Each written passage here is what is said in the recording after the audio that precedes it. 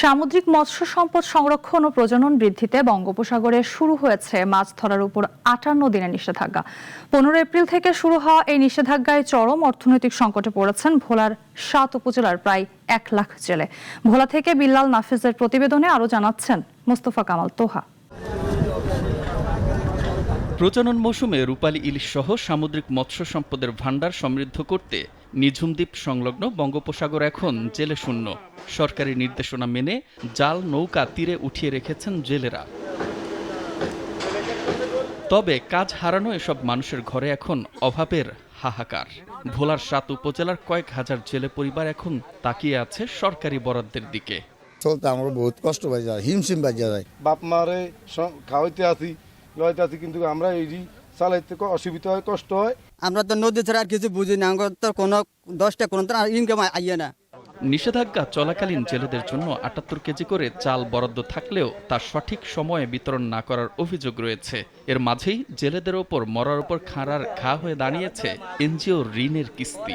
তাদের দাবি, এই সংকটময় সময়ে যেন কিস্তি আদায় বন্ধ রাখা হয়।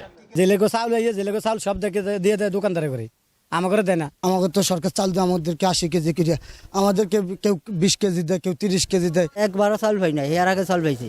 তবে ভোলার জেলেদের সবচেয়ে বড় উদ্বেগ ভারতীয় জেলেদের নিয়ে। নিজেদের নৌকা ঘাটে থাকলেও সীমানা পেরিয়ে ভারতীয় জেলেরা বাংলাদেশের জলসীমায় মাছ ধরে নিয়ে যাচ্ছে বলে অভিযোগ তাদের। এটি ঠেকাতে কোস্টগার্ড ও নৌ পুলিশের টহল বাড়ানোর দাবি তাদের। ভারতের ট্রলিং এখনো পর্যন্ত আমাদের সোনাচরে যে আওতা, এই আওতার ভিতরে আইসা তারা অনেক হাজার হাজার টন ইলিশ ধরে তারা নিয়ে যায়। বাংলাদেশের গাং থেকে মাছ ধরে নিয়ে তারা চলে যাচ্ছে। জেলেদের এসব সমস্যা ও দাবির বিষয়ে জেলা মৎস্য বিভাগ বলছে, চাল বিতরণের প্রক্রিয়া ইতোমধ্যে শুরু হয়েছে, আর জলসীমান্ত রক্ষায় নেওয়া হচ্ছে বিশেষ ব্যবস্থা। পার্শ্ববর্তী দেশের বোট মাছ শিকার করছে আমাদের জলসীমা, এই জিনিসটা আমরা কেবল আপনার কাছ থেকে শুনলাম। আমরা এই বিষয়টা আমাদের সংশ্লিষ্ট যারা আছেন তাদেরকে আমি অবহিত করব, যাতে করে এই ব্যাপারটা তারা সজাগ থাকেন এবং কার্যকর ব্যবস্থা গ্রহণ করেন। ভোলায় সাগরে মাছ ধরে জীবিকা নির্বাহ করেন প্রায় ১ লাখ জেলে। তবে সরকারি নিবন্ধনের আওতায় আছেন ৬৩,৯৫৪ জন।